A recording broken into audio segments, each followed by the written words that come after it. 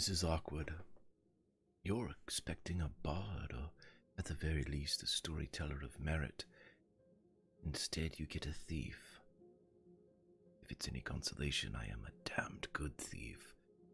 Or I was. But you see, I have made a mistake. I have stolen something that needs tending. I have stolen something that, without my intervention, will surely die. I've stolen a story. My name is Vanda, and for the very first time in my life, I mean to tell the truth. The truth of the five. Don't expect flowery language or poignant metaphor. I am not some god's damned bard. But in a realm forgotten, you will remember them. You will remember the five.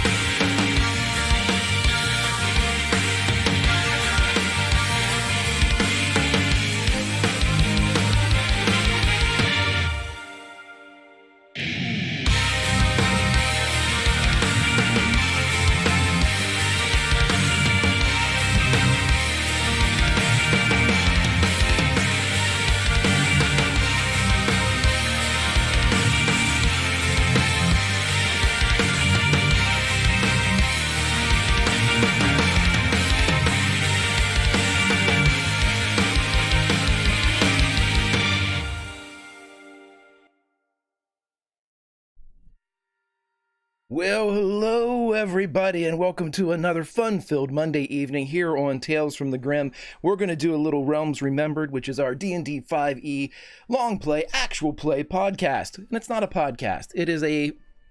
Let's start that over. Hey, we're here and we're going to play some games. Let us get into this now. Before we do anything else, it is the only thing that I know how to do is remind you that we have fantastic players. If you want to hurt them badly, please look down. You can see that there are several donations where you can hinder the course of their progress, but if you like them like I do, you can also help them. So please look down, see if there's any way you would like to affect the narrative, and affect it. Now, if you would like to do so, something that can help them out as a collective, as a group, as a surging force, as a legion, then I would ask you simply to retweet our going live tweet. As soon as we hit 20 of those, somebody among these wonderful PCs that we have will receive a natural 20. At 30, another natural 20 is handed out. And at 40, we are going to give away an epic magical item. This is going to be of very high, very rare, not in the D&D sense, but a very powerful magical item.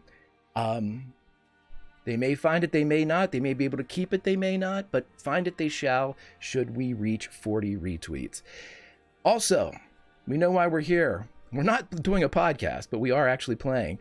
We are going to play some D&D, but the reason why we can be here is because of our sponsors, Roll20.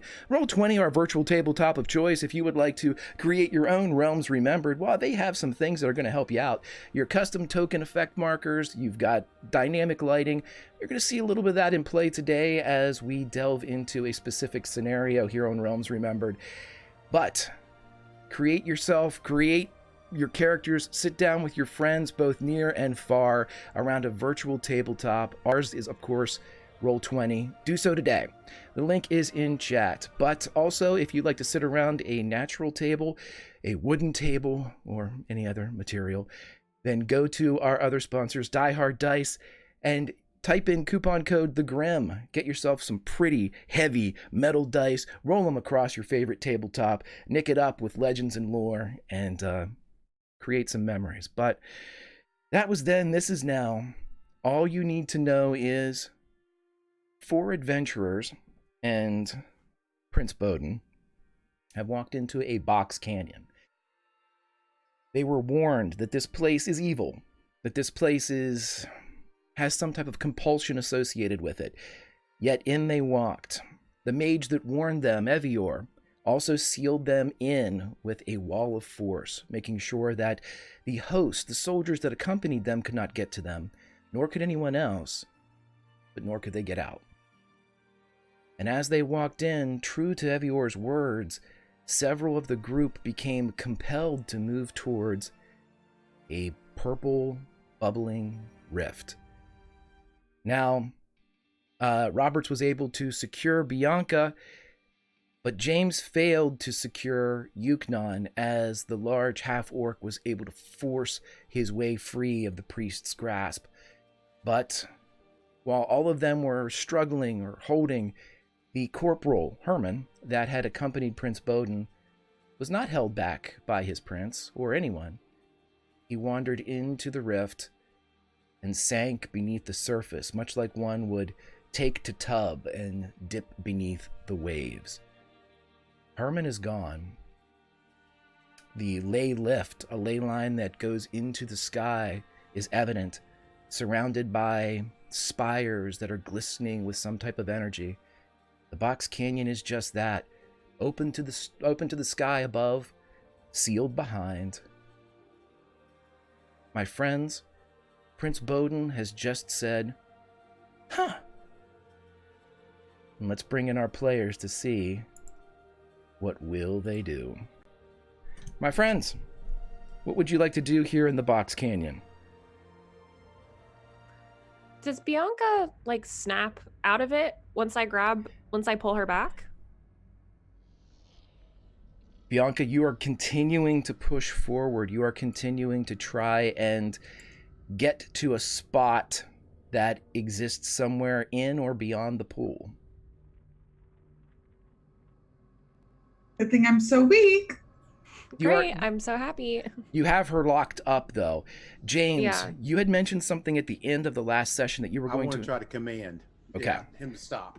Yuknon, you are moving towards this rift. You are moving towards the same potential fate as Corporal Herman, who sank beneath the purple waves. Again, the lightning is lancing from these spires surrounding the ley lift. The electricity is hitting the pool and causing it to glow brighter.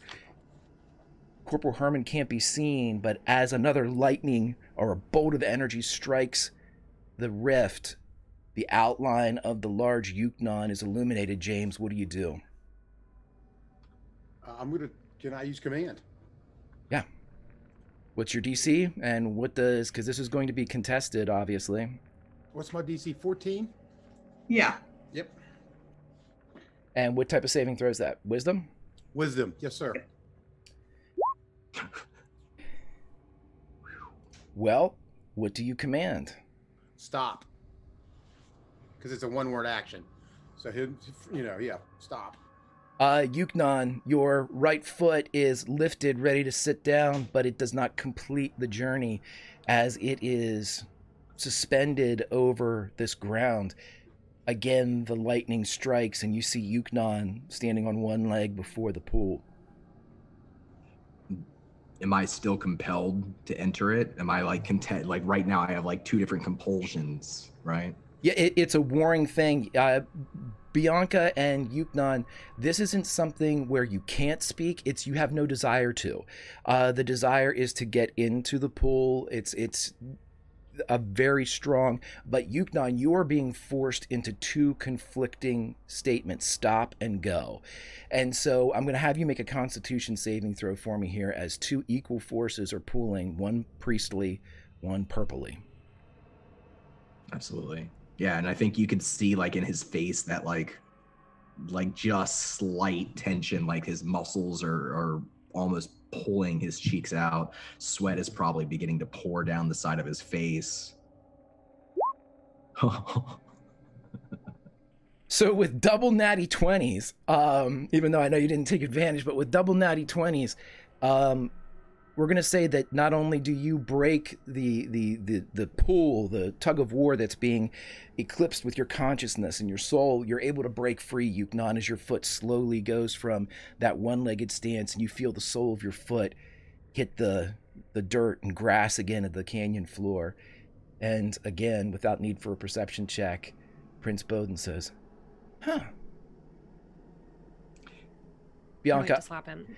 I'll take another wisdom saving throw from you. Cool. I'll use my reaction to grant myself advantage because I can do that. 20. Okay. Yeah, so you're able to pull out of it as well. You all still feel that siren song, that whisper from the pool that's seeming to, but it's manageable now. It's not something that you fear is going to take over your body, but it's constant. It's just the chatter. It's white noise right at the base of your skull. Hmm. And the large mace wielding knight that went in there, is he still like floating right in front of me, like in that light? He has dipped beneath what would be the surface of this pool. He has dipped beneath the purple and his features are gone. So you're unsure as to where you can't see him outlined. He sank beneath the surface of the rock, the grass. If this were a lake, he dove beneath the surface. Is there anything, just watching the pattern of the lightning and the way this is a lake, but it's not water, it's something else. Is there anything about it that I can sort of discern as I'm sort of on the brink here, looking down into it? Roll me an investigation check. Okay. And thank you very much. Roller plot armor for Roberts has come in. Bless you. I needed that. With investigation, as you look in, you can see that there is a very purposed timing to these 4 stakes that are sitting there. The lightning is never constant between all 4. It leaps in arcs from 4 to 3 to 2 to 1, pauses, 1 to 2 to 3 to 4 into the pool. And then it starts from 4 again, 4 to 3 to 2 to 1, 1 to 2 to 3 to 4, jumps to the pool. The whole process takes about as long as I did it, 2 to 3 seconds, as it and then jumps in. I think he watches that pattern flicker back and forth, the lightning jumping twice, and then he'll spin around and he'll stride right towards the prince and just call out, "Do you know what's happening here?" How could I possibly know what's happening? I've never been here. Can we make a perception check around us to see if we see anybody, anything? Yeah, absolutely. We do like an insight check on his bullshit? You can roll whenever you'd like. I've I'd love to. long since lost my desire to argue with any of you. 2-5. Okay, so with a perception check, let's save you for the end, as you are seeming to continue your rolling from last week, Steve, with a 25 perception. As James begins to look around and kind of just take in the area as opposed to anybody in specifically, Roberts, when you look at Bowden, he's not necessarily tough to read because he seems just so smug, but you can't tell whether or not he's bullshitting about knowing anything about this. But given a track record, it's suspect at best. For sure. Got it. Yeah, I'm checking on Bianca to make sure she's like with it. Yeah, she's just kind of shaking her head. And then she says into Robert's mind, "So we're still playing coy, are we?" Yeah, I think she just smirks a little bit but doesn't say anything. I think Bianca, kind of realizing what has happened, is just going to give her a little kiss on the cheek for saving her, and then kind of right herself and stand up. You are all currently inside this canyon, and James, as many things are happening here at once. An internal conversation between Roberts and Bianca. This is the same time as the investigation, and then of Yuknon, and then the confrontation with Bowden. As this is all going on, you slowly turn and look around the entire area, taking in the whole space, the entire canyon, and you notice that just beside this fence, kind of off in the area of the canyon that's not getting the sun that it needs. It will at some point during the day, but at this point it's shadowed. You see what looks like a smear, what looks like an artist's mistake. It's just off a bit. It carries a refraction and a bent quality of the light. You don't like what you see. There's something not natural about it. Can I read it? Yeah. You want to get closer? Yeah, can I make he'll definitely investigate it. And he's going to snap Shield of Faith too as a bonus action. Okay. So then explain to us again. We haven't seen you snap it for a hot minute, but go ahead and tell us. Shield of Faith will up my AC from an 18 to, it gives me +2, but it is concentration. So he would snap his fingers and he gets a +2 AC, so he's at 20 right now. Okay, so as Ogma responds and hops to the snap of a servant, a good god is Ogma, apparently. Yes. The protection is granted to a faithful subject, and as you get closer, you see that it's more profound. It's three-dimensional. You can see that there are dips and kind of valleys and rises in this ripple and this wave. You think if you got a little bit closer, you wouldn't be able to touch it, but you'd be like close enough to touch it. Right. How close is it to the pool? It's in the pool itself? No, it's right outside the fence. So it's you're a good 15, 20 yards away from the pool. Yeah, he'll get closer. Why not? He'll Okay. kind of like, he's always looking for, he's looking to learn stuff and see if he can examine it and what but he's going to be cautious. He's going to he's ready for anything. Cautious curiosity. Yes. As you get closer, you can see that the ripple, it's large. It's maybe 10, 15 feet. Double up your size along the wall.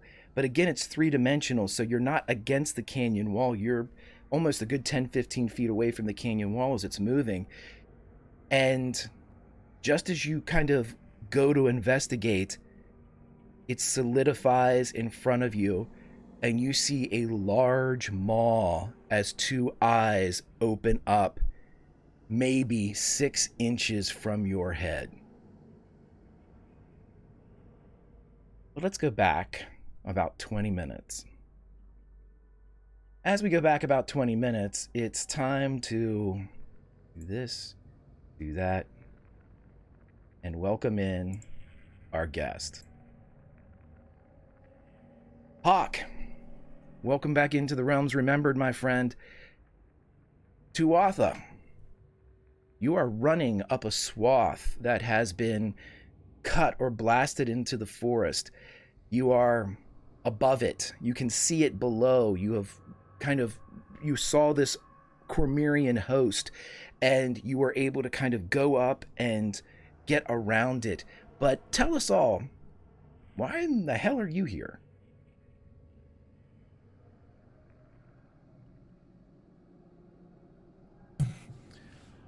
After recovering from the previous mission that Thrillquill put me on, she decided that she did a little scrying and saw where the party was heading to, and she decided they're going to need a little bit of backup to Tuatha. So, thanks to our friend Jeff the Lizard, he teleported me to the spot where Bianca was sent, and I've been tracking the team ever since, seeing what's happening. Didn't get there in time to participate in the big battle that they had, but was able to see the damage done therein.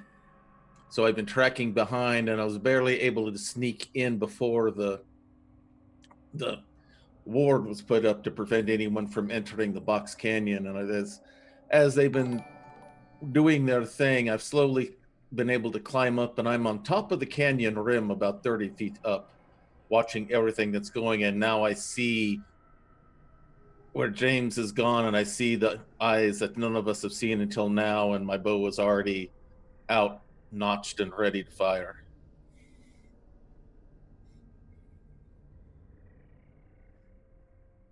Okay, friends. Well, with that being said, and with the emergence of Tuatha, I will bring in some roll 20 for us. Oh, you already I already have you in there, bud. You should be. Oh, you did? Okay. Yep, I was. I didn't see it. Okay. Give me 1 second, and I am going to. I'll take my. Let's see. How do I take this out? I'll get you. Just don't worry. Okay. 1 No second. problem. As I. Ah, there I am. Okay. Let me. Bowden's token is cracking me up right now. You like? Hilarious. You like I it? hate him. Why isn't Cole Sprouse's face imposed on that? I don't know. I couldn't. Yeah, it I needs to couldn't be. do it. Okay, so let me. I'll get rid of you, Tuatha. And okay, you're up there on the ridge. Make sure you can control that for me. The rest of you all, we'll put. You were investigating a bit. We'll put Bowden here that you were coming towards him. Roberts was in the back. You put yourselves wherever you would like, but James is, except for James, you have to stay where you are. Everyone, this is the situation at hand. Let me bring it down a little bit so everybody can see the two void dragons that are there. James, as you're looking, you see the eyes open up, and again, these eyes contain the nebula, the star systems, the stellar configurations. In fact, it spreads not just from the orbs that open in front of you, but across the plating, down around the neck as it swirls. A comet streaks across the chest. This creature is darkness, but a darkness with life inside of it, or at least action. And as it opens its eyes and looks at you, I'm going to need all of my friends, both recently arrived and old at heart, to roll me some initiative, please.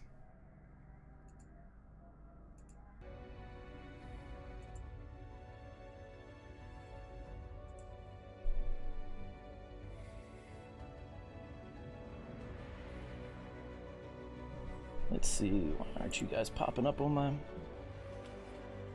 Alrighty, I'll do it the old-fashioned way.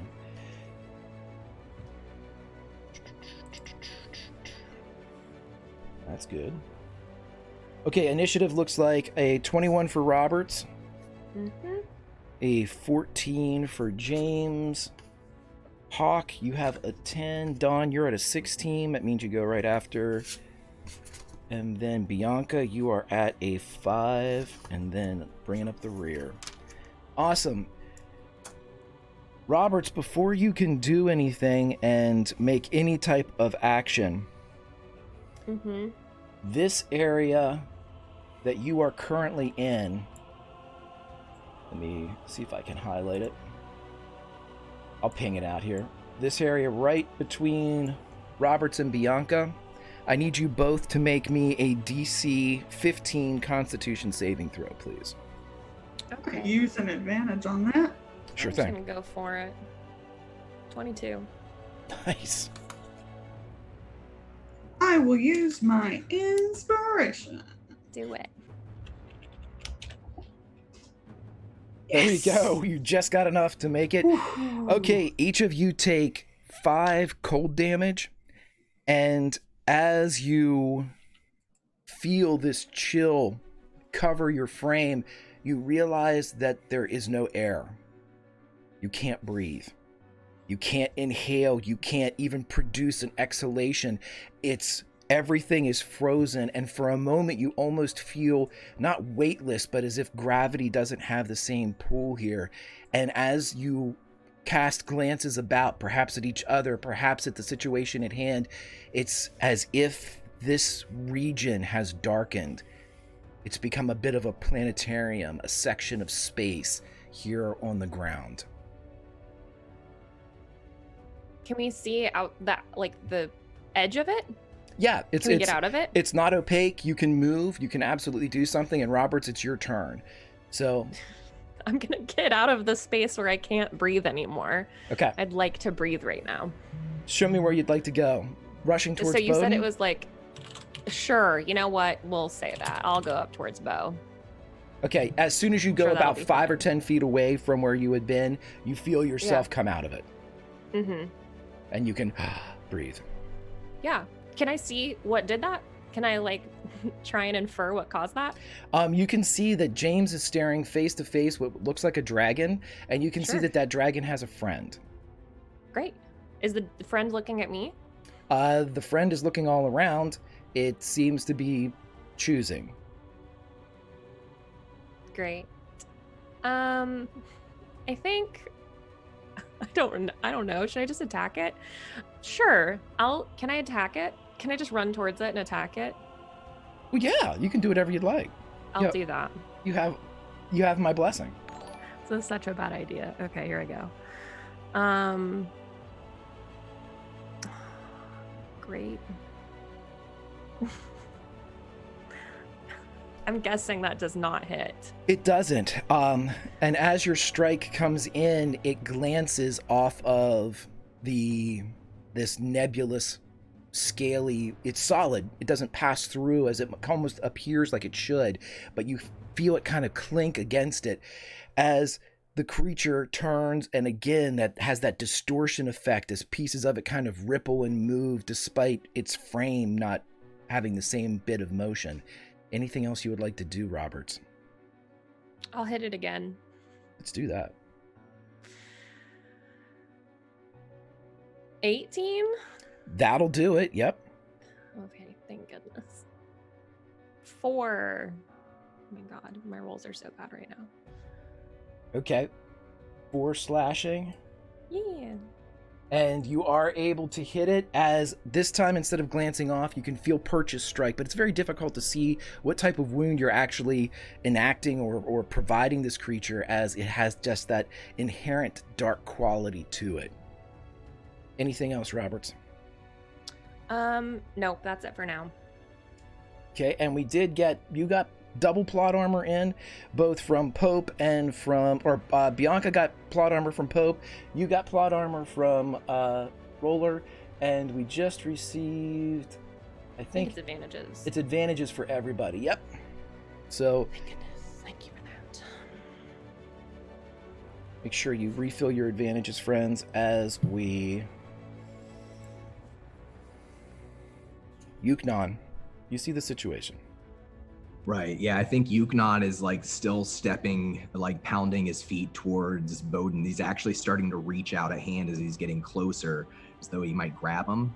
And then he sees Roberts blow past, and he turns his head and he sees the 2 dragons there, and his jaw kind of drops, and he glances aside at Bowden for just a second, says, "You gotta be fucking kidding me." And he turns around, and I want him to, he is going to drop back. See, are the distances on Roll20, are those like accurate? It's like 15 feet away from me right now. Yeah, it's pretty good for government work. So you're okay, cool. Yeah, he's gonna drop back to have like maybe kind of partial cover behind this. Is this like a bush there? Mm-hmm. And he's going to kneel down and draw his bone blade from over his shoulder, and he's going to run it across his hand and whisper a couple of words, and it begins to glow with that bright light and energy, like much like the sparks, the lightning that are flying from post to post to post and back begin to arc up and down his blade. Fantastic. And our first retweet award of the natural 20 goes to Roberts. So Roberts, you have the nat 20. As the sparks fly off of Yuknon, you have powered up. Anything else you would like to do this turn, my friend? Yeah, so that's his bonus action. After the blade starts glowing, he holds on to it and he kind of leans it over his shoulder, and he fishes into his cloak, and he pulls out a vial. inside this vial is a clear liquid, and it has what looks like something a little more viscous, maybe the color of blood. And that little globular bit in the bottle is bouncing against the sides of the bottle almost violently. And he unstoppers it, and he drinks it down, and he throws the bottle aside and breaks against the ground. And this is, I'll throw this up in chat. Oh, I would have to throw it all. This is his potency mutagen. So it gives him +3 to his strength score. Nice. Nothing like taking a little Hulk serum before an encounter. So that's your action, your bonus action. That's his turn. Yeah, he's just preparing this round. Fantastic. As everything is imbibed, we go to James. James, you are nose to nose with a void dragon. Is this so? Am I in combat?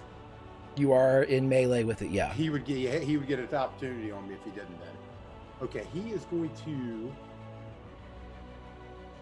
He's going to attack. I guess he's got no choice. You know.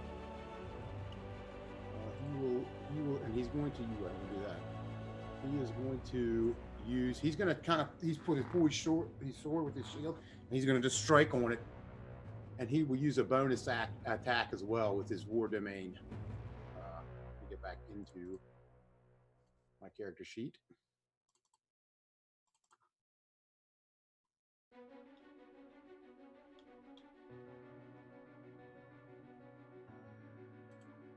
Oh, we hit 30 retweets as well. Awesome. This is a perfect time to. Summer, you are out, and so everybody else is moved down to 3 to 4.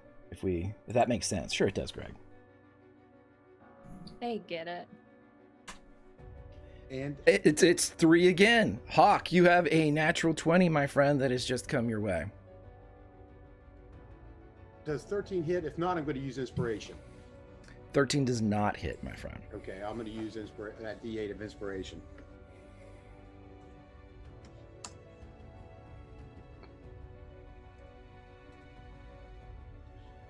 I got it right here. I could. Oh, okay. 19. That does hit. Okay, he's going to take a hunk out of it, and he'll do damage. All right. 11 slashing. Okay, so with 11 slashing damage, you are able to pump into this creature, and you can feel a bite as it grabs hold, and the creature rears back, this time a violent movement from it as it seems to feel that nick, that slice into its kind of molecular type of construction, but it stays locked with you. Anything else, my friend? I'm going to use another bonus attack with my War Priest War Domain, where I get another attack on it. Go for it. So I will do that again.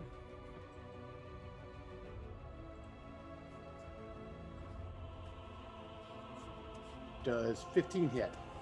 15 does not hit. How many inspirations do we have? Just one? Just the one. I'm trying to think if I got anything I can help myself. Nope, doesn't look like I do, buddy. That's it. Alrighty, so you stay locked with your adversary. Hawk, you have stumbled upon an interesting situation.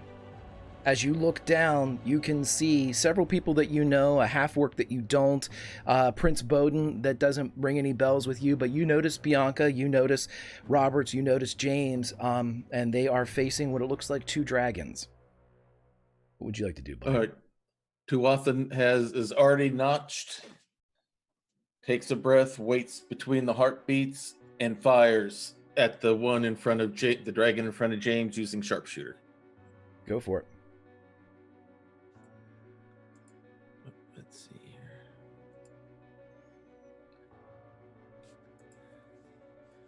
All right, does a 24 hit? It does, yes. All right, so barely. that'll be 10 piercing plus an additional 10 points of damage. Nice. So that's a 20 hit point switch. Explain to us how this blasts into this creature, as James would see this streak go over his shoulder, and what's it look like?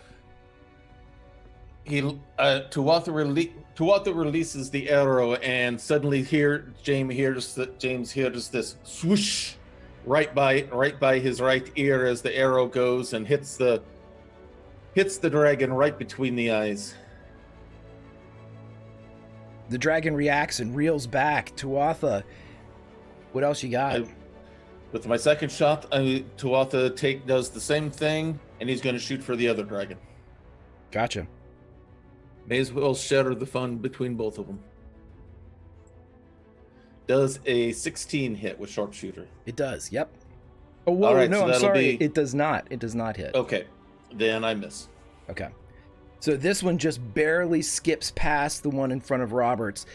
As Hawk, do you have anything else you'd like to do? Any movement? Any?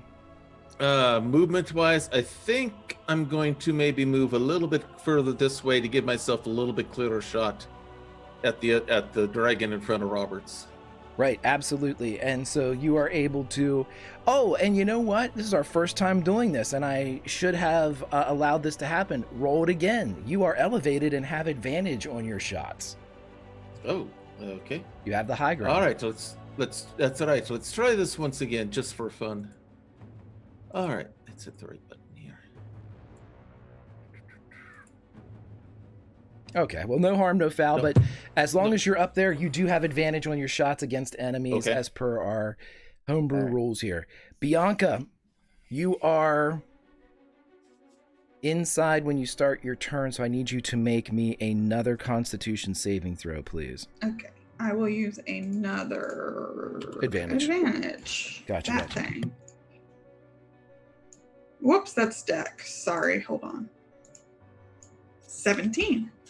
You take another 5 cold, but you are free to act as you would. Okay. I'm going to move out of this area. I'm going to move closer to Bowden for no reason.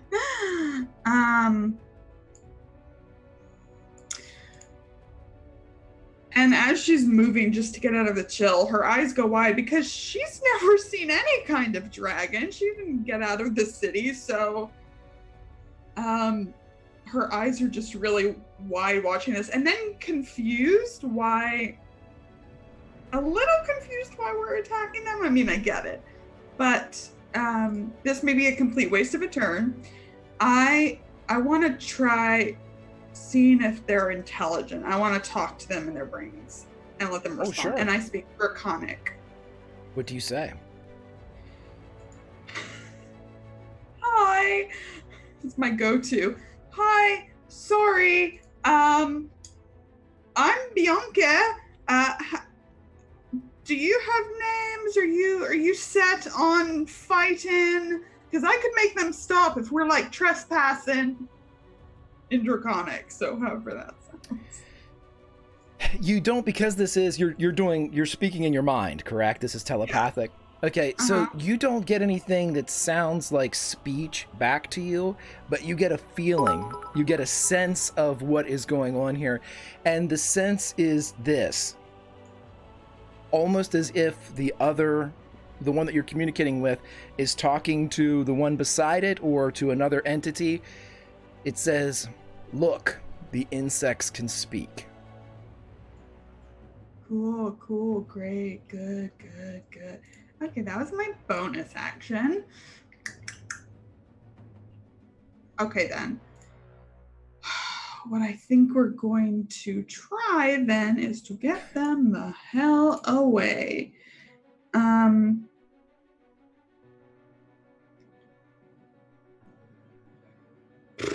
Okay. I will try then casting Dissonant Whispers on one of them. Sure. Yeah, sure.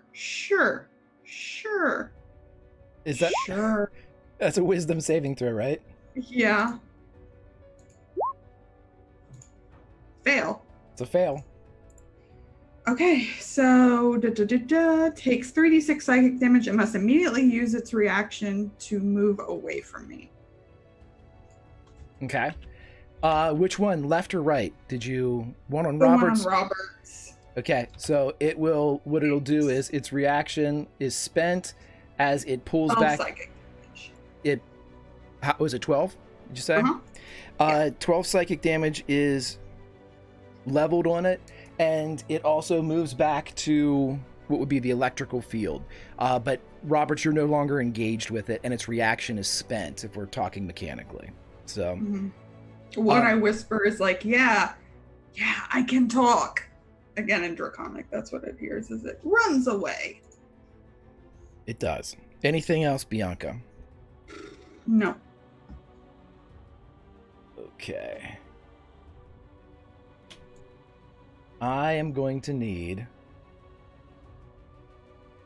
James, Roberts.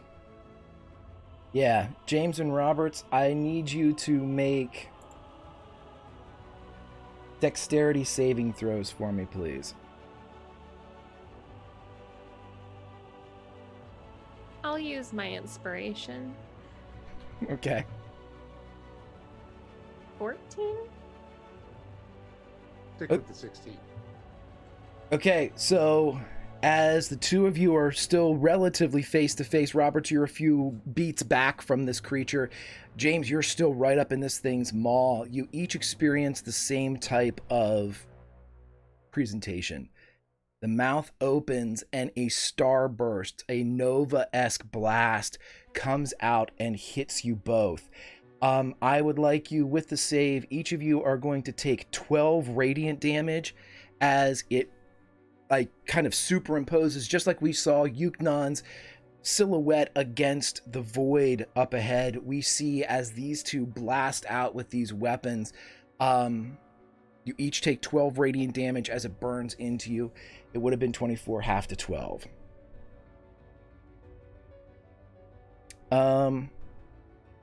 We are back up at the top of the round, and Greg, what's Bowden doing? Watching. I hate him. He hasn't moved back, though. He has his weapon in hand and is looking left to right, judging, weighing, measuring, seeing. As he moves back and he's standing there, I would like Bianca, Bowden, and Yuknon to roll me Constitution saving throws, please. Great, was it advantage?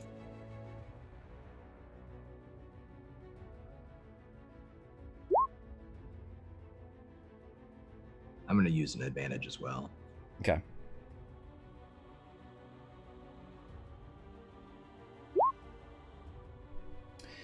Yuknon, you take 5 cold damage as for the first time you experience this movement of space, as if the night sky had been pulled down to this box canyon and placed around you and Bianca and Bowden. Bianca, you take 10 cold damage as you feel for the first time a powerful example of this frigid, airless quality, this void that has enveloped the two of you.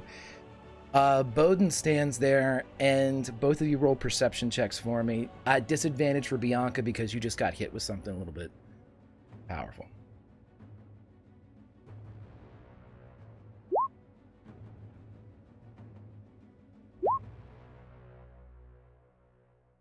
Bowden sits there, and you see him clutch at his throat. I don't buy it. He seems like a competent actor, but you're not sure. I've seen better. As we go back to the top of the order, Roberts, what would you like to do? I'm just gonna hit it again. I'm gonna run towards it and hit it. Now listen, everybody. I love D&D. I do. I love D&D. D&D is the best. D&D 5e is great. But I would be remiss if I didn't give you a brief little tangent for a second.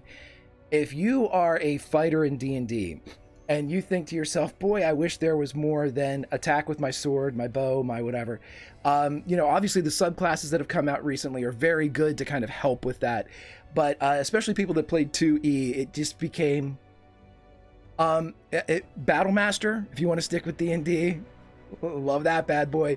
And check out The Witcher if you want to be able to call shots and go for different things. Super duper fun. Anyway, back to you guys. So go ahead and make your strike. I will. I'd love to.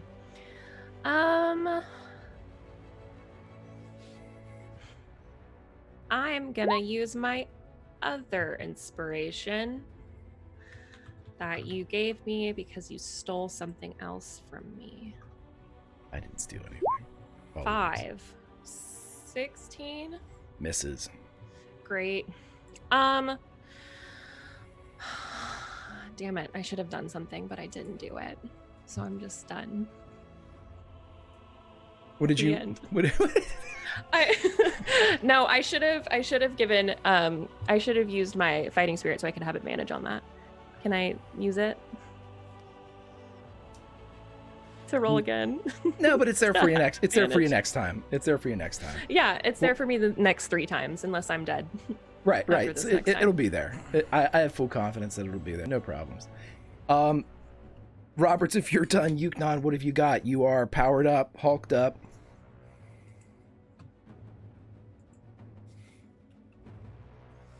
That's kind of what it looks like. For a moment after he drinks this, he's sort of, and then he can't breathe at all. And he immediately stands up, lifts up his sword. He actually seems like he appears taller, maybe just an inch or so, and broader for the moment. He explodes from wherever he is. I don't know if he gets out of the thing, but he will charge 30 feet straight towards this dragon. And is he able to breathe again? As soon as you clear about 5-10 feet away from your position, you get your breath back. However, because you started your turn inside there, I need you to make another Constitution saving throw. Please. Constitution, please. Absolutely.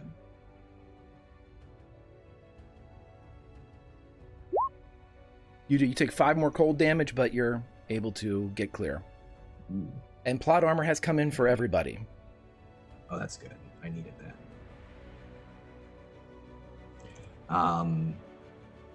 Cool. So yeah, so he's lumbering a little slower than normal, but with heavier footfalls. And as he kind of catches up to Roberts, he'll call out to her just before he leaps, and he'll say, "Drive it back into the void." And he leaps up with his sword and attempts to drive the blade upwards underneath the jaw of the dragon. Let's do it. I'm going to use an advantage on this. They're there. You've stockpiled. Burn them. And I think I need to use an inspiration as well, correct? You've used your inspiration that was set for... Did you already use your inspiration? Okay. I haven't rolled yet. No. Okay. Yeah, if you're going to use it, you're going to hit. It's a 17 armor class. Okay, cool. Yep. So yeah, you're able to take it, roll some damage as you do exactly as you want, and bring that blade up beneath its chin. So 14 slashing and 1 lightning damage. Fantastic. So as you bring that up, you can actually feel purchase as the bone blade goes in, and you see the length of that blade disappear from view. It's almost as if it is seeping into the void or being eliminated or erased. But as you push it in and then extract it from the beast, you see particles of stardust and dripping, like the nectar of space comes out of its neck as you rip it free. And again, you can feel that cold that you experienced inside the void, but you did what you needed. Yeah, I think he wraps his 2 feet, and he presses his feet up against both sides of the blade and pulls back and like flips backwards and lands on the ground. Okay. I will remind you as well that this creature has spent its reactions back, right? No, till its turn. I spent all my movement just to get there. Oh, did you? Okay. Yeah, but no, you hit it with the psychic damage right before its turn. So it was pushed back, and now it's got its reaction back with the reset of its turn. Because you go before them, right, Bianca? Yeah. Okay. Just wanted to make sure I had everything right there. All right, if you've got nothing left, Yuknon, we're going to James. James, you're still square with this. You did see a divine bolt from above as Tuatha is lending, guardian angel support, but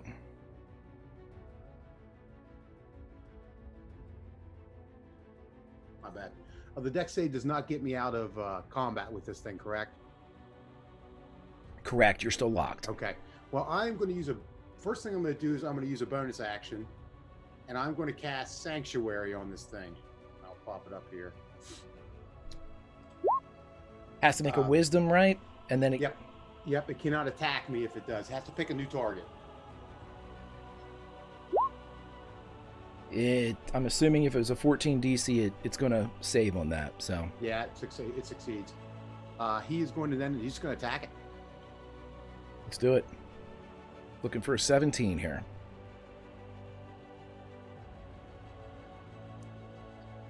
You can't make him re-roll that, can you, with an advantage? No. Didn't think so. I'll take that. That's going to hit with double 21s. Your luck has turned around, buddy, with the dice. It has. 10 slashing. He comes in and he's trying to drive it into its mouth, like trying to like come down on its bridge of its nose, the sword, to try to kind of like so it can't shoot out of its mouth. I don't know if that's possible. He's trying to like jam it down the bridge of its nose. He comes in and goes and puts it into his nose.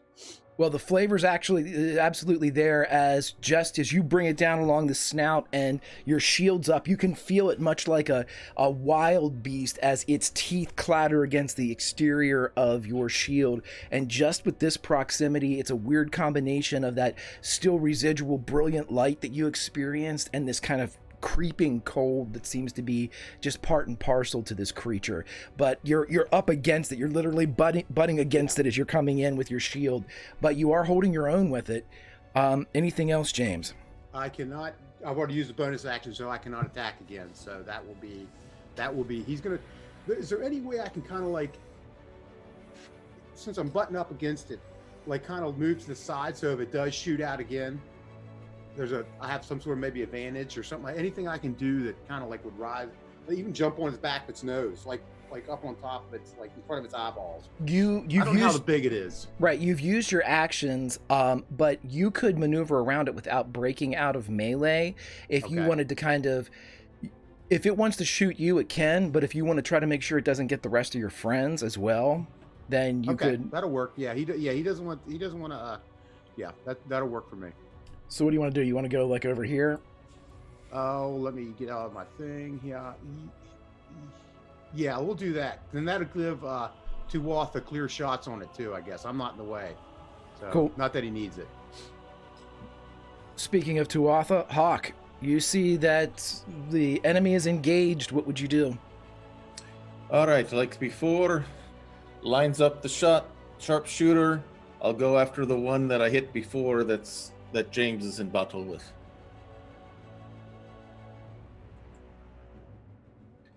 Will a 19 hit? It will. All right, let's make that. How about 16 piercing damage? That'll absolutely hit and do a lot of what happened last time as this bolt from above slams down, and James, just as soon as you move aside, kind of dragging your shield, the shot again slams into it as Tuatha's up top giving overwatch.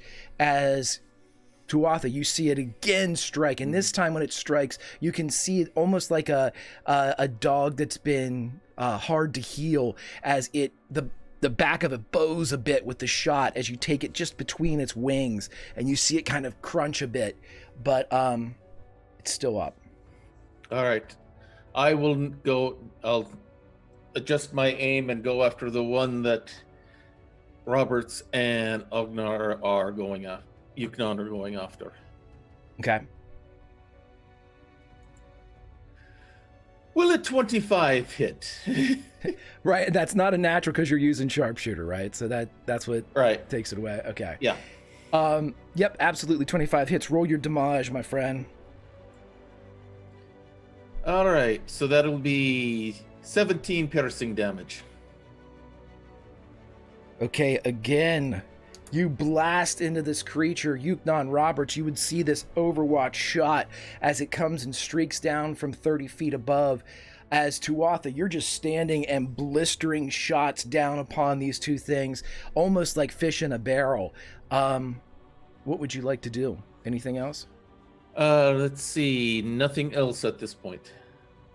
Just make sure I got my cover well, and I keep making sure I've got a clear shot at everything. Okay, you absolutely do. Bianca, Hi. hi. You are starting inside the void, so I need a DC Constitution DC 15 saving throw, please. I'm still taking myself in it. Okay. You take 10? 10 cold damage. Yes. Cool. I'm okay. I'm okay. I love being squishy. I love it. Okay. Okay. So, questions. I have them. These things seem to come out of that kind of smear effect on the canyon wall. That's what James observed before they kind of materialized. Yeah. Yeah. Okay. Do I need to move to get out of this thing again? You do. It seems to be staying there. Okay. Yeah. I will circle around to the other side of Bowden for no reason. As you walk by Bowden, Bowden's going.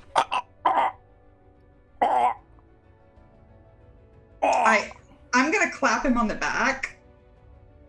Like, I'm helping you, but Hit him really hard. yeah, I do.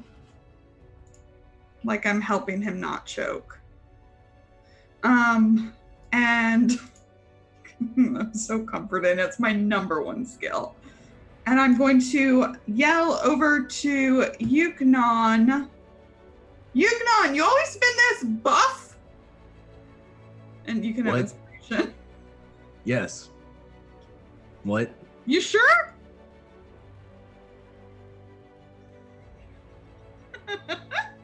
So you have inspiration. That's my bonus action.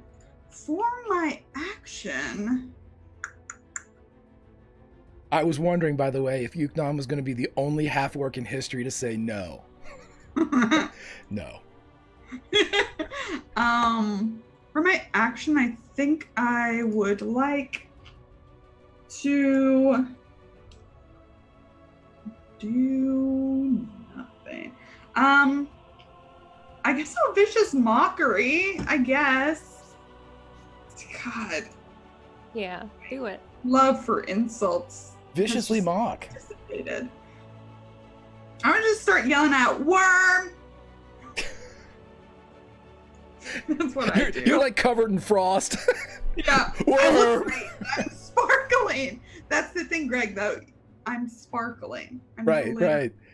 with It's more Elsa and less Jack Nicholson at the end of The Shining. I gotcha. Okay, it's a wisdom save. you. Yeah, it's a wisdom save. That is going to be a Fails. failure. Yep.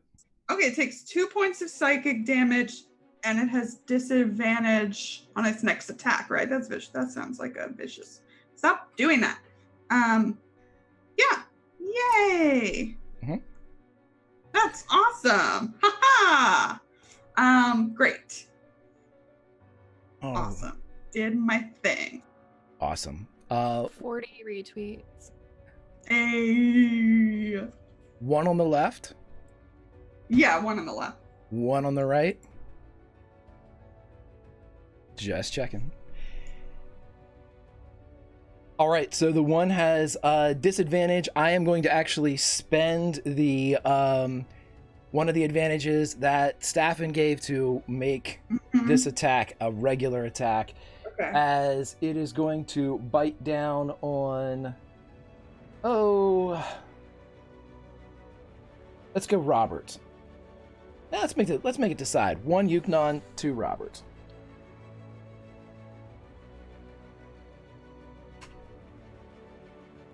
Robert.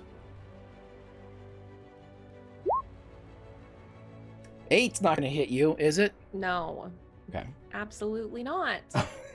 Fantastic.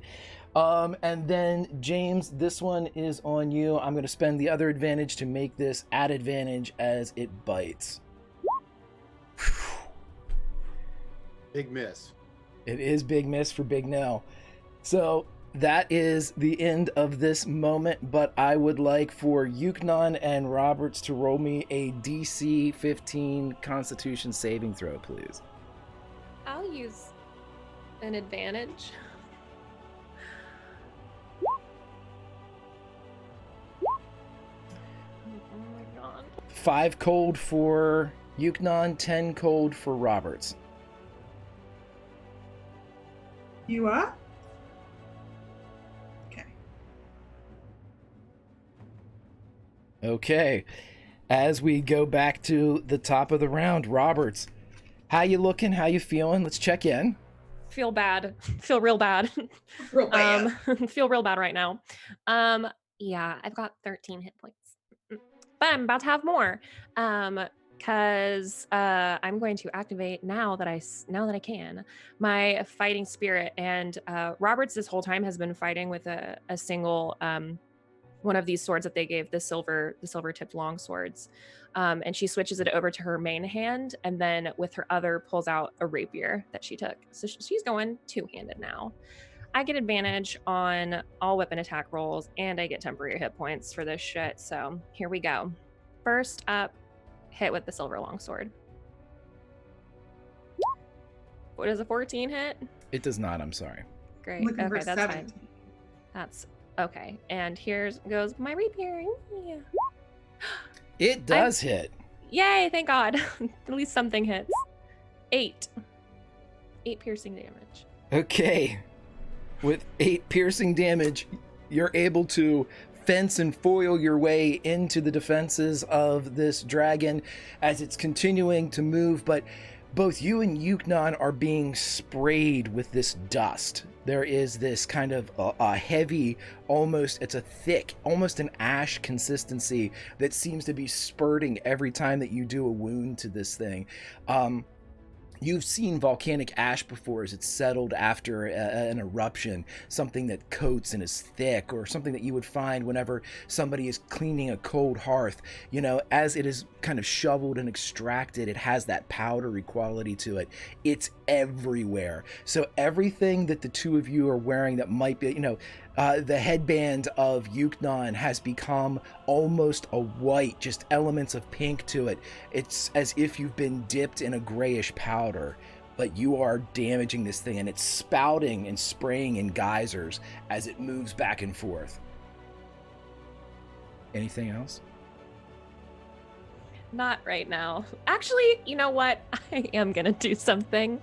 Because I don't want to die today. I smell an AS. Let's see. Yes, I am going to use my bonus, whatever it is, to get back some fucking hit points. Second wind? My second wind, yeah. So that is 1d10 plus 4. Hold on.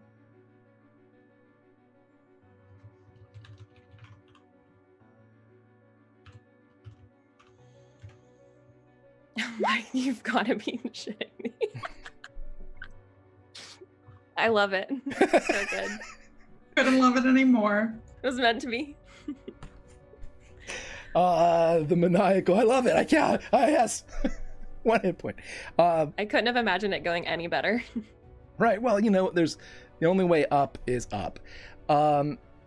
If you're done, it is your partner beside you covered in the ashes. It would be Yuknon's turn. And Greg, do these ashes, are they what's causing, is it evident, like this is what's causing pain as they touch us, or is it something just being close, or is there any way to tell that? I'll give this one to you for free. This seems to be what is expelled from them when they're wounded.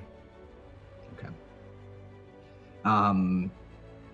And are these creatures like large sized, or are they like huge sized? They're about 2 draft horses long and a horse and a half tall, like big stocky ones. So as they kind of raise up, they have a serpentine quality to them. Their bodies are long, they're not thick though. You would guess that these are probably younger versions of whatever this is, if they go by the same hierarchy and biology and evolution of the dragons of chromatic or metallic color. And last question, is this thing up on its like legs right now, or is it like down on the ground? Moving back and forth, much like a serpent in a basket. It's down and then up and then down and then up as it's trying to move in using its own version of a feint and a jab. So you can catch it raised if you want to try. I do. Yeah, he sort of skirts as Roberts pulls out a second sword and is attacking it from the front. After he's landed on the ground on his feet, he sort of stays low and he skirts around the edge of it, and he's waiting for it to be up because he wants to run underneath of it and cut from underneath. And I'm wondering if this is flanking. It is flanking. Yeah. Awesome. So that's advantage. And right before he does it, Yukonon, right before he explodes and makes his run, I spend my bonus action and he pulls open his cloak, and just like one other time, a flock of ravens, these black birds, fly out from his cloak and they begin swarming around the creature's head, pecking at its eyes, whatever passes his eyes. And this is Blood Curse of the Marked.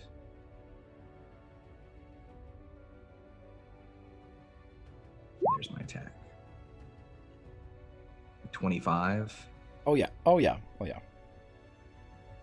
24 plus it'd be 13 slashing and 8 lightning damage. How do you, if you're striking, like you said, your mid chest as it moves up? Yeah, so how do I? I was going to say, how do you give this void dragon a total eclipse of the heart? Good night, everybody. Leave. I don't think I can describe it better than that. Yeah, he runs. He as the thing is dealing with this flock of birds flying around its face. He runs underneath while it's raised up and thrusts his blade up, and he just keeps running, hoping that he's cutting something vital. And he almost stumbles right into. I imagine he almost stumbles into Roberts in the front of this creature as he's trying to slow himself down. I tell you what. As you do this, the creature explodes into a monumental amount of this dust. It is so thick, your vision is immediately obscured. I would like a dex save from both Roberts and from Yukonon.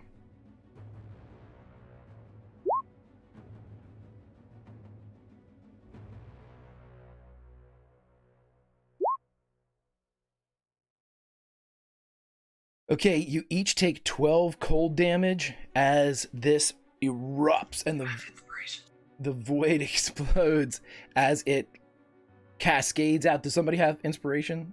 Oh yes, you have inspiration from Bianca. I do, but I'm gonna hold on to it. Okay.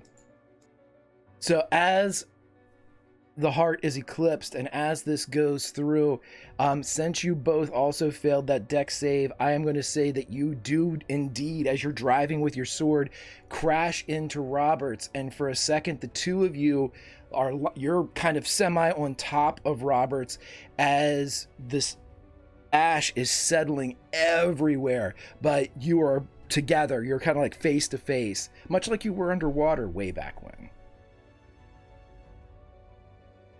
Yukonon just kind of clears his throat and smiles, and then after a moment lets her go.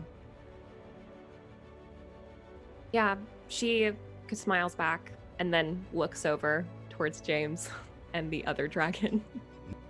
Why don't you both roll me a perception check as we move away from the scene of the exploded dragon to the fresh one? I'm going to use my 20. Okay. I feel like now's my time.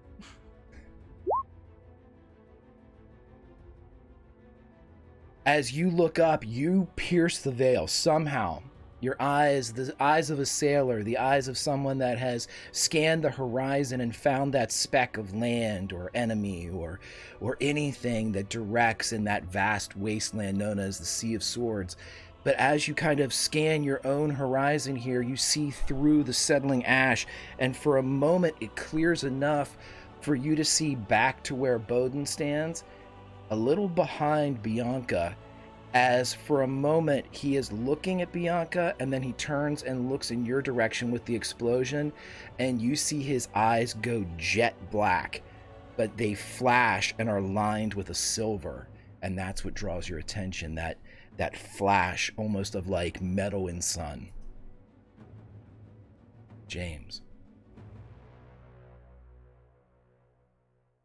I don't like the fact that they're hitting and they're taking damage and this thing is dying. That's not good for me. What do you mean? It's great for me. I'm having a fun time. If I use Sanctuary again, does that mean I can get out of combat? If you cast Sanctuary and it takes, Yes. it has to find another target or attack you at disadvantage. Isn't that what it is? Or No, I think it just has to find another target. yeah. So And I could let 2 alpha just destroy the thing. You know what I mean? sure. From distance. So I'm going to cast that one more time. I'm going to do Sanctuary once again. Let's see it. Let's do it. I think you're going to get it since I rolled a 2. Yeah, he is going to disengage with this thing, seeing that it explodes and there's damage done to it. Can I attack before I move? I think that ends doesn't that end your Sanctuary? Sanctuary's Oh, let me see. I think as soon as you attack it will attack me. Yeah, it has the option again. Wisdom saving throw. If it fails to save, the creature must choose a new target or lose the attack or the spell. The spell does not protect the warded creature from an area effect, such as an explosion or a fireball. If the warded creature makes an attack, casts a spell, the affecting enemy, or deals damage to another creature, this spell ends. You're right. Yep, that's it. He will move away and he will cast. He's going to cast Aid as he sees Yuknon and Robert's taking damage. He's gonna back. Can I put myself like right here? Can I move out of combat to there? Is that possible? Sure, absolutely, yeah. Okay, he'll cast Aid on Yuknon, himself, and Roberts. They get an extra 5 hit points. So he'll come back and say, Ogma, and he shoots Aid at the 3 of them. They have been aided. Everyone is aided by Father James, as you are able to, Brother James, I think I promoted you, Priestly James, Jim, as you are able to give the gift of good guy Ogma. You are still within the area, but no longer in melee combat with the Void Dragon. Is there anything else you would wish to do? Nope, that'll be good. Hawk. All right. As I watch Reverend Jim move out of the way, he notch another arrow, and we're going to sharpshooter it right into the belly of this beast. Let's do it. Yeah, Will a 20 hit? that's certainly going to hit, my friend. 17 points of piercing damage. Nice. As your shot rings down, the creature explodes, but none are in the area to suffer from the damage that would come off of this creature. I'll move him over here for a sec. As you are able to rid the world of this void dragon as it dies 1,000 deaths. But one big pop. Again, this area, though, I'm going to leave the void dragons up. It seems as if the ash is suspended in this area. It's just thick as shit. Right. You can't see anything, and it's moving very slowly to a rest. All right, I want to quickly look around to see, because I thought there was more people than just this stranger, other than Yuknon, of course. What are the rest of the soldiers that came with this other guy that's standing next to Bianca? You would have known on your way in that the majority of the host, some 33 strong, are still outside the box canyon. They did not enter. Okay. Did any enter with him? One came in, but unfortunately Corporal Herman is Is the one that got He has become, Slipped up. yeah, one with the All right. Matrix. So with my movement, I'm going to slide down the surface here 30 feet to join the rest of them. Okay. Actually, be 30 feet down to the base, right? Yeah, roll me acrobatics or athletics to get you down there safely. Okay. I'm sure you'll be fine. We'll make it a 10 DC. There you go. It's adequate. You're Yep. down. Not the Avengers 3-point landing, but I land on my feet. Right. It's a 2-point landing. You're still on your feet. Okay, so as you get down there, is there anything else you'd like to do, Hawk? All right. With my passive perception of 20, do I see anything else happening? Yeah, there's a lot of crazy stuff going on here. A lot of dust, a lot of ash, a lot of electricity. A couple standing people that you know, a few that you don't. Okay. And then as I look around, I try to hail James to let him know that I'm down there with them. James would lift his hand up. Tuatha, thank you. My pleasure, good friend. Bianca, it's your turn. We are still in combat. I know. So I saw Roberts look back over at us, so I'm right next to him. Can I see his weird eyes? Roll me perception check. I am right next to him. Again. Just pop in my head. I'll literally tell you. Well, no, this is a to see if you know what she was looking at. You know, because there's smoke and ash that she had a nat 20 to see through, and you can see that she's in there and alive, but you can't define or glean what she was kind of perceiving. No, you know that she was looking back in this direction, but Okay. All right. I mean, you are well aware that Bowden is right here, yeah. so that's not a mystery. That's not Right. I turn my head and I look at him. Yeah, his eyes are glowing. Yeah, he's not choking anymore. Okay. Choking. Is Herman's body like any out of this weird thing? I'll let you roll another perception check. Okay. 17. When you look at the flat surface of this pool of purple, it's still being struck by that lightning. But now when the lightning goes down and kind of illuminates the vapor that's coming off of this, you see an outline in the vapor. In it. Oh, no. Okay. Not putting my hand in that. I am going to... I'll talk to Roberts. Well, yeah, because I don't know that she knows. He's up to something, and then I'll kind of reach out and shake him. What you doing? Shaking Bowden? Yeah. Okay. Does he respond, or is he just like glazed? As soon as you turn and touch him, he looks down at where you're touching him. Everybody looking, everybody touching. No manners with this group. We have manners for those who deserve them. Like royalty. Oh, God, I want to stab him so bad.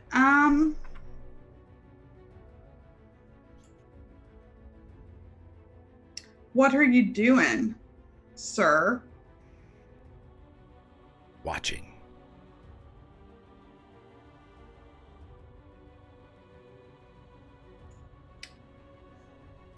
Your eyes are interesting. As are yours. Thanks. I can't know what am I gonna do? My mind is going straight. Just punch him. Just punch him. Yeah. Yeah, I don't want to get decapitated. I'm okay. Decapitated? You're gonna be fine. I'm going to hold my action. Are you going to move, or are you staying with him, or... Oh, I'm staying with them. Okay. But I'm going to hold a spell. Okay. May I ask what you're holding in case something triggers it, or? Hold person. Okay. And the trigger would be him fucking with any of my friends. Okay.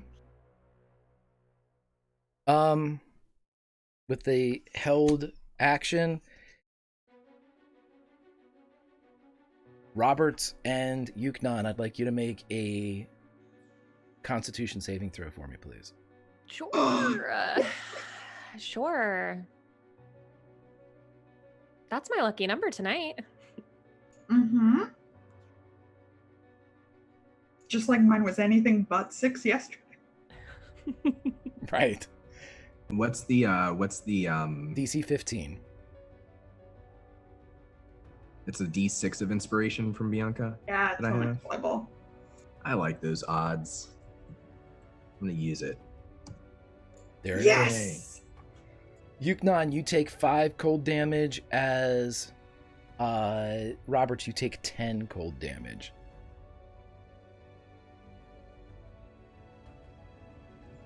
Roberts, Still kicking, baby. Roberts, it's your turn. I need you to make a DC 15 Constitution saving throw. I don't want to do that right now. Do I have any advantages left? I think I have like 1 left. I'm pretty sure you have 1, yeah. Okay, I'm gonna use it. Well, there you go. 20. Okay, so with the nat 20, you don't take any damage as you are able to roll. I'm not going to let you you're still prone, but I'm going to allow you to basically roll and kind of like soldier crawl out of this void area. Sure. I do that. So Bianca, you would see as you have like your action held, I know we're at another turn now, but you can hold it until the start of yours. You would see as Roberts kind of rolls out and explodes out of this ash as she hits and gasps for breath. Roberts, you are prone. Is there anything you would like to do? I'm just gonna lay here till I die. Okay. Waiting for inevitable death. It's coming. It's on its way. Yuknon, it's your turn. DC 15 Constitution saving throw for me, please. I'll spend an advantage on this. Okay.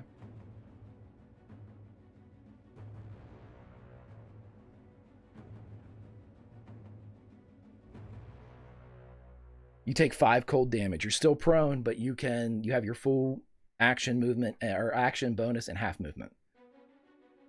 Okay. Oh, I'm still up. That's good. Let's see.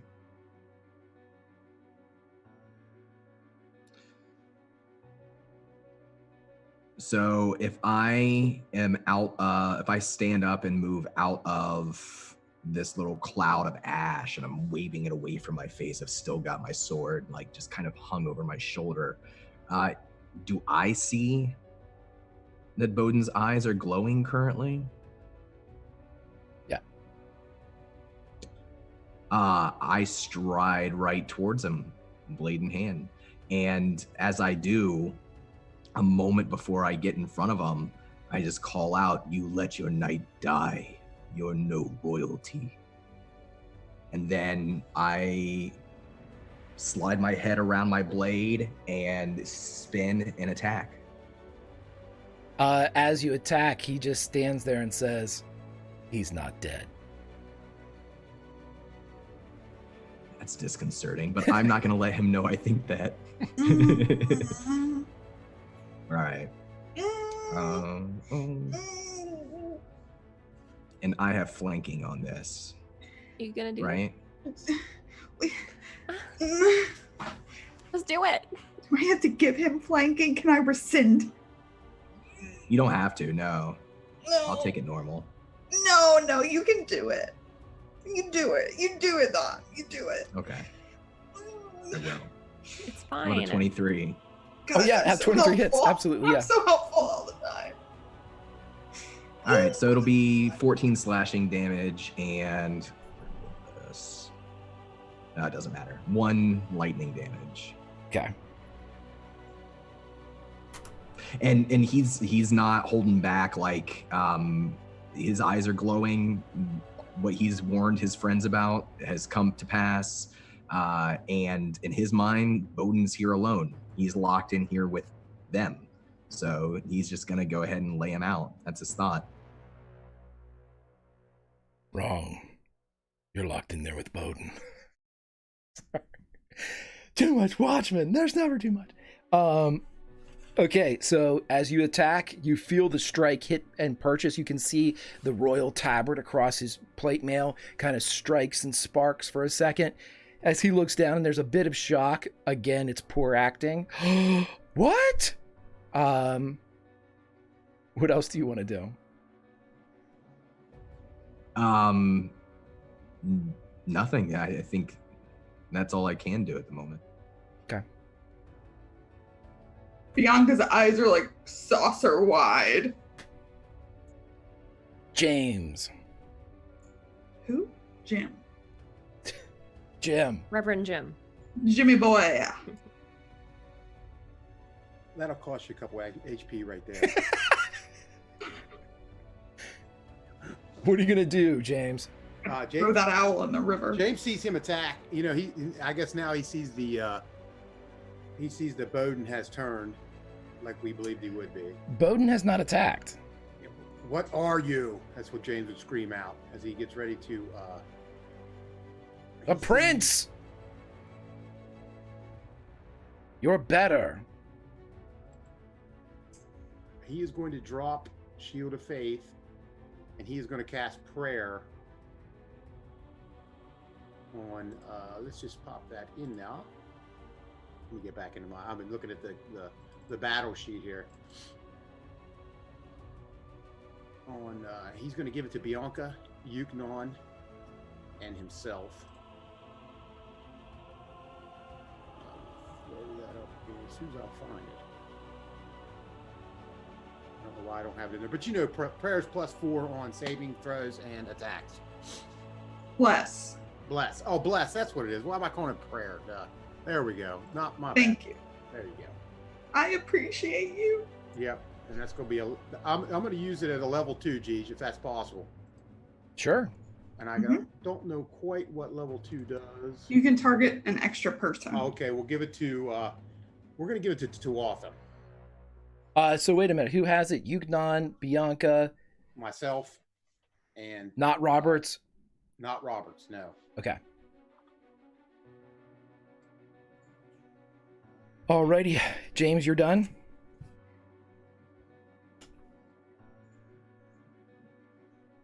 Mm-hmm. And he loses. He says, "Oh, I'm going to bless them," and he loses the Shield of Faith. So Okay. he's back down to 18 armor. Okay. Tuatha, it's your turn, but I'm going to need you to make a wisdom saving throw for me, please. Okay. And I get the bonus on that, right? With You the do. bless. Nice. Which you don't need with a natural 20. But for a moment, you feel like you want to jump into that purple electrical pool, and then you quickly dismiss it. Tuatha, you have your full range of action, bonus action, and movement. You see that there is something afoot, but you have no context. Yep. Tuatha is going to, hearing the commotion, is going to move closer to see what's going on. With my observation skills, can I see how it looks like he is turned into something, that he's got the glowing eyes and everything? And I see the attack that Yuknon's doing? You see that he has glowing eyes and that Yuknon attacked. You did not see that this person has responded or tried to defend themselves. Okay. All right, how far is it to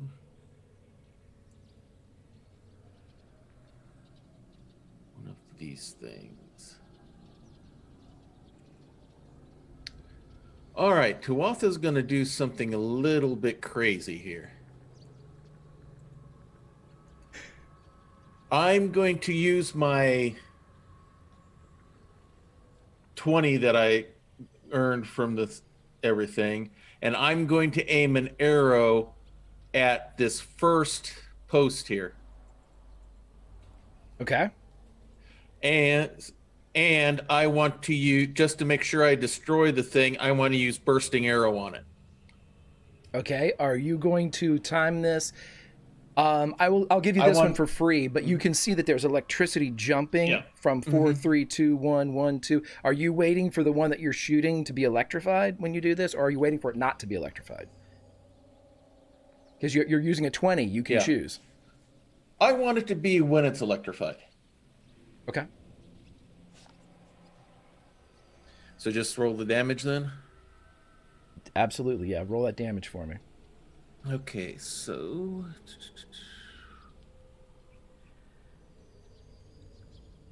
all right, so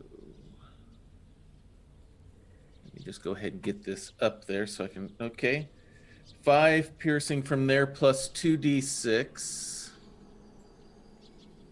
from the bursting arrow. Another 5 points of force damage. Okay. When you hit it as it's electrified, all of you are standing there, combat. Bianca, you're standing there. Everyone's, Robert, you're still kind of down, covered in ash. But all of you hear as Bowden says, huh. And everything goes white. The same white that was coming from the inside of the Void Dragon's mouths. And as it goes white, there is a flash. And Yuknon is gone. The remaining 4 of you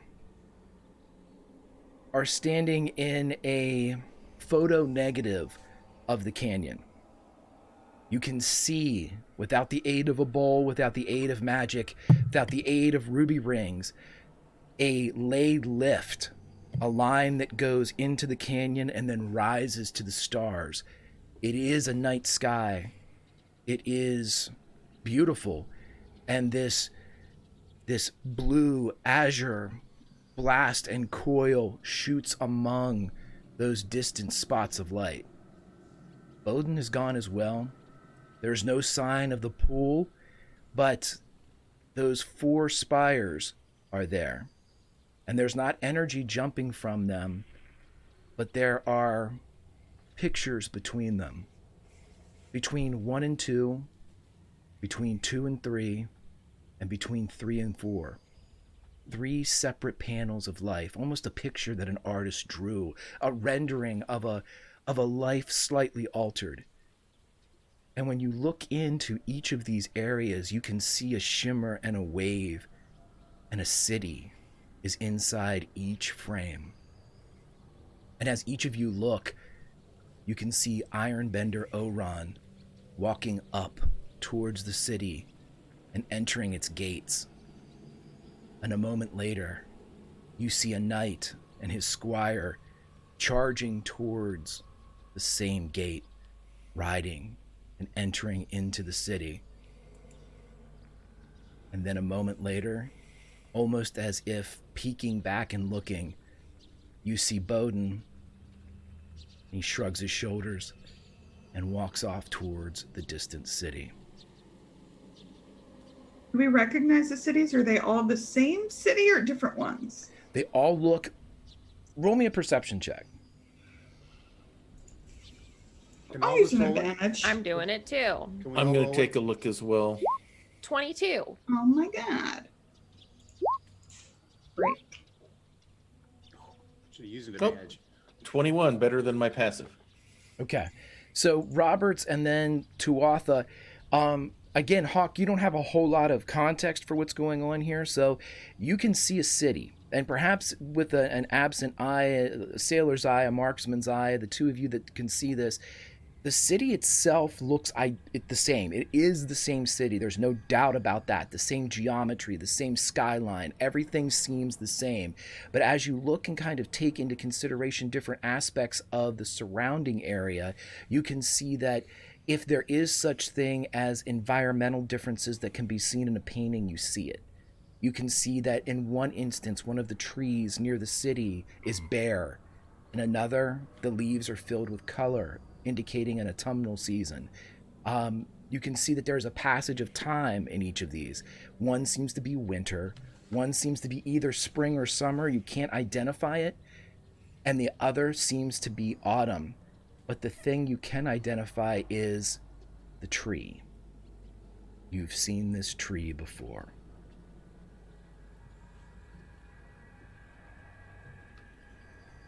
Roberts is looking around to see where Yuknon went.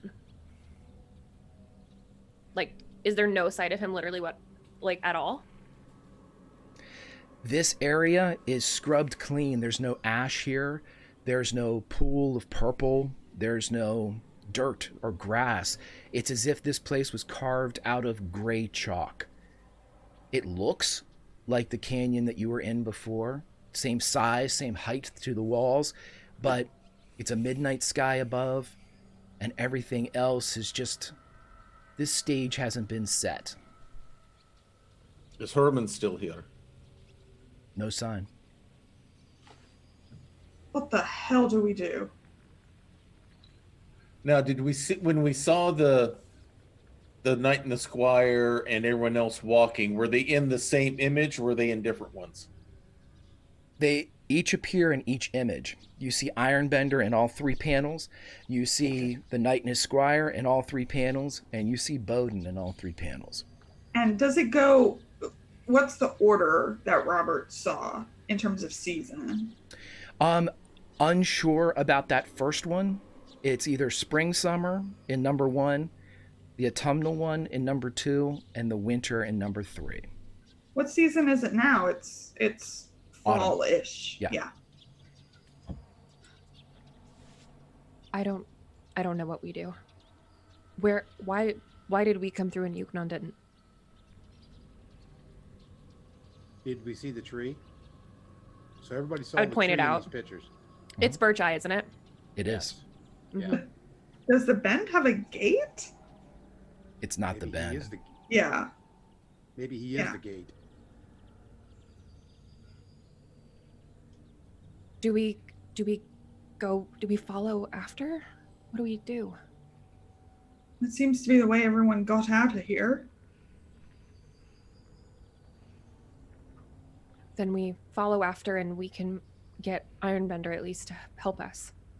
But which one? I don't think it matters. I think Doesn't we'll end matter. up... He was in all three. The people were in all three of them. Can I make an Arcana check? Try to figure what the hell is going on. Absolutely, yeah, sure. I'll try. I'll use another advantage. I think I have 2 left after this. The 22. This is definitely a scene that is being affected, not necessarily by time magic, but this is a scene that is depicting 3 obviously specific instances. Just looking at this and thinking about the sequence that you saw before, 4 to 3 to 2 to 1 to 1 to 2, thinking about that, the one thing you can deduce with the 22 is you're not sure if this means anything, but the longest time that the arc would spend on one gate would be when it went from 4 to 3 to 2 to 1, 1 to 2 to 3 to 4. It would spend on that third panel, that winter panel, the energy would be on it longest for the most continuous period of time. But that's about all you can kind of... Yeah. There's something about that one. And she points to the third one. Something different. I would say we don't have time to waste. I don't know, though. I think our best bet is to follow through and we can't go back. There is a way to go through. It's through the yeah. I mean, that's definitely what we have to do. In my opinion, yeah. James was like, absolutely. I will kind of, can I like, I'll take out my dagger and kind of carve into the ground an arrow and point it at the winter one, just in case it leaves like some kind of impression if Yukonon's still on the other side.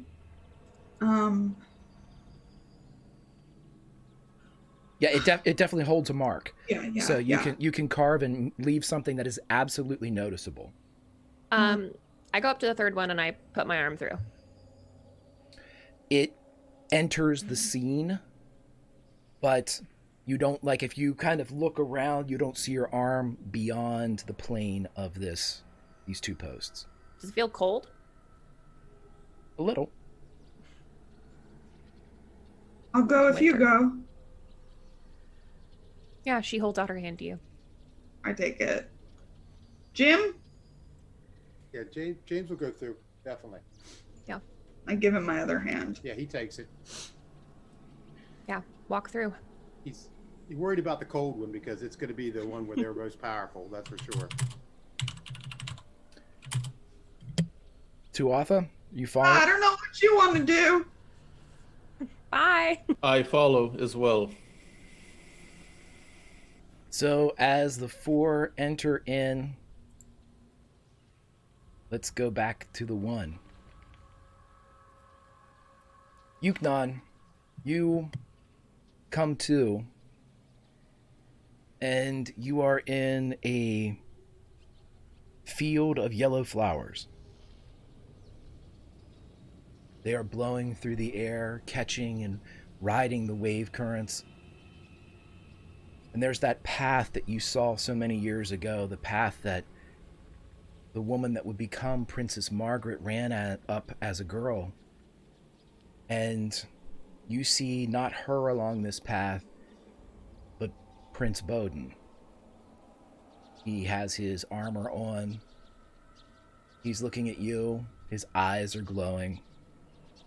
He simply says, "The rest of them will be taken care of, but you, I petitioned and prayed and was heard. You're a thorn I want to take care of myself."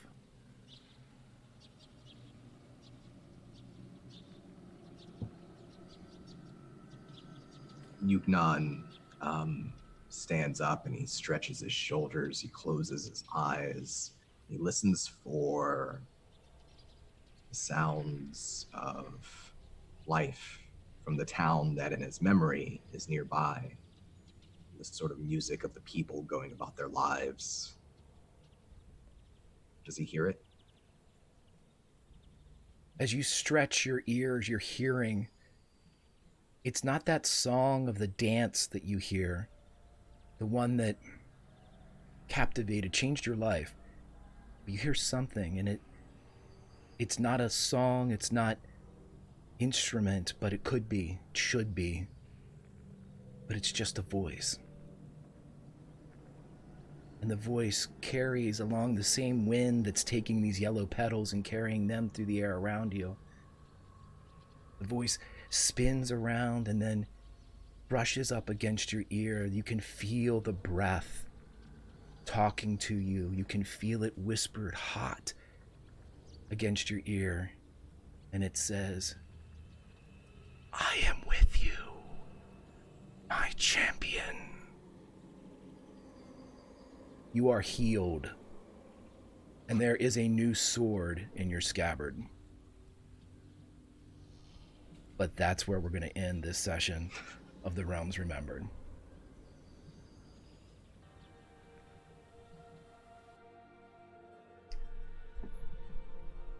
Well, we'll pick that back up in a little bit. Everybody, let's go around and talk to my fantastic players. I told you they were great. I don't have to tell you, you all know that. But let's go around and talk to everybody regardless.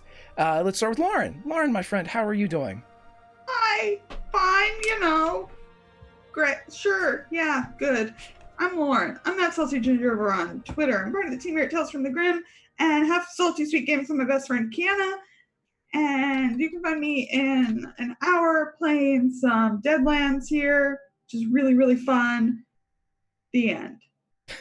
The end.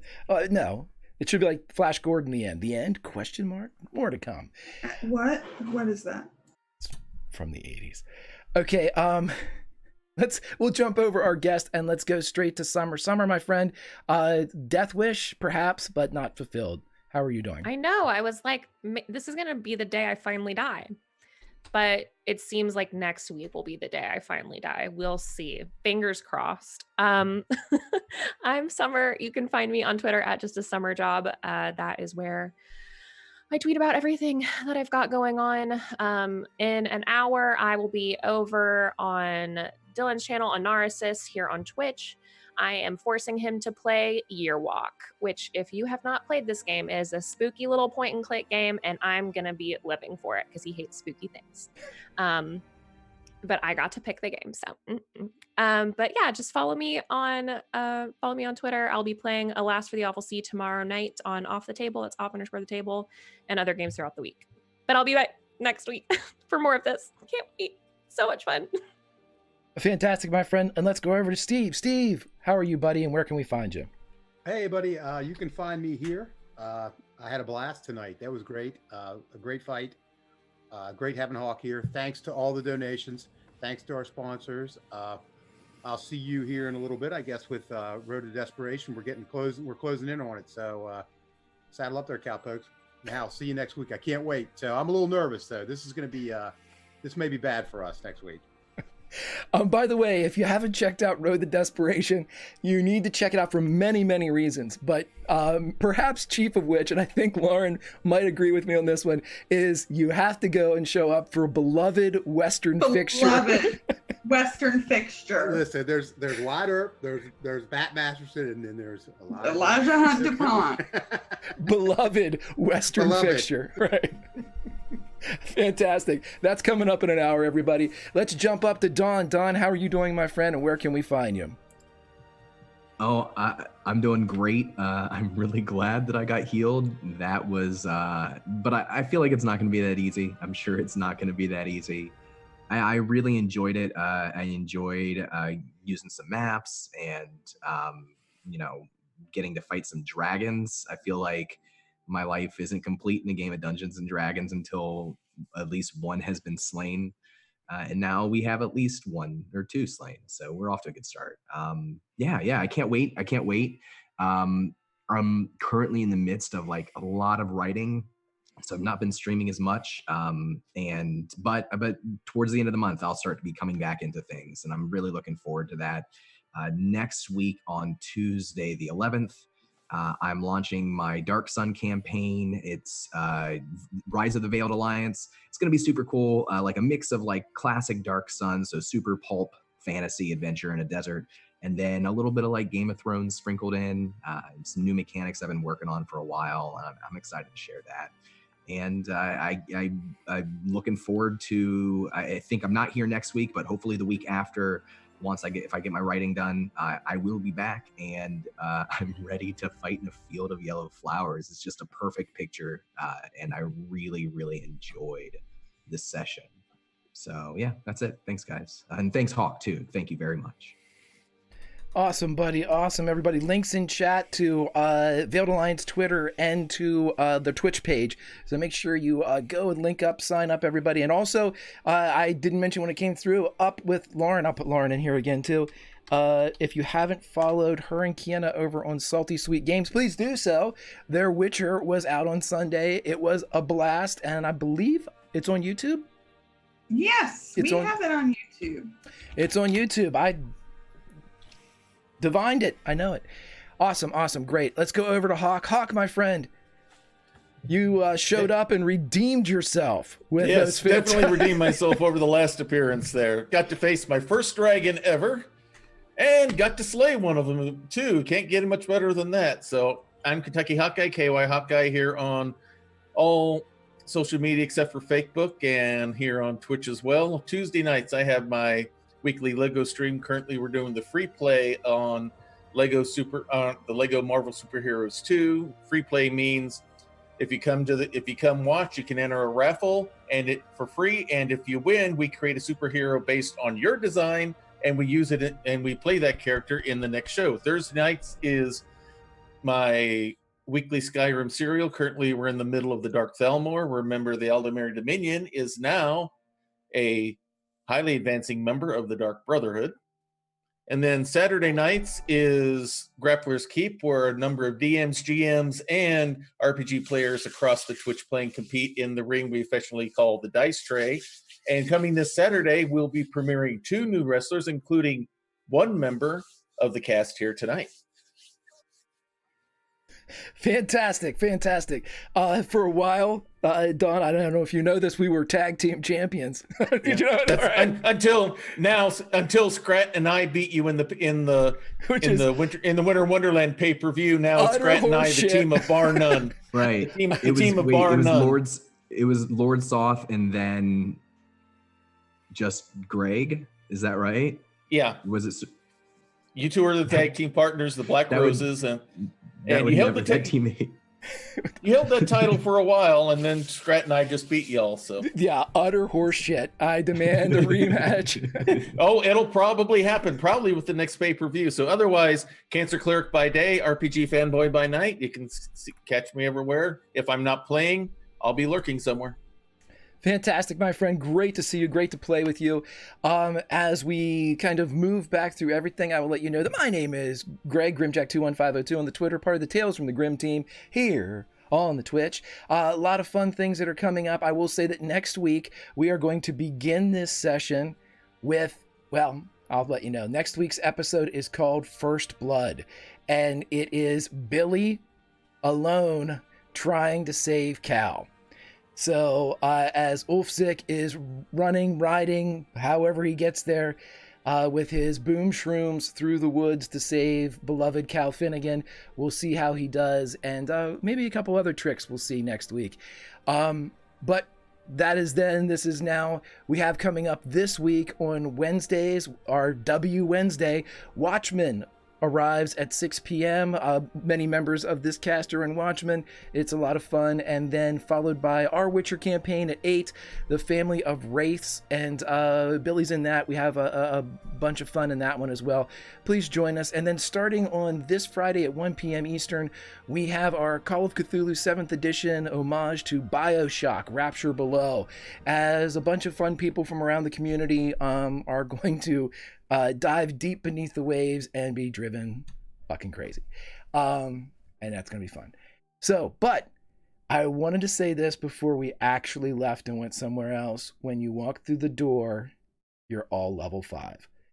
So, I love you. So heal yourselves. The benefits of a long rest are in play. Spell slots, whatever you had that benefits from a long rest. You're at full HP. You are back and ready for action as you enter into the Winterscape, and we'll see where we go. You're the best, buddy. I'm mad. I was really looking forward to dying. You're like, Stop it! Summer, you need to get a commission new art where Roberts is just goth. Just, I just want to die. But, all right, everybody. Thank you so much. Donations, thank you so much. Staffin, check Discord. As the campfire goes down, there's only one thing left to say. You can't always roll nat 20s, but you can always roll play. We'll see you next time, friends.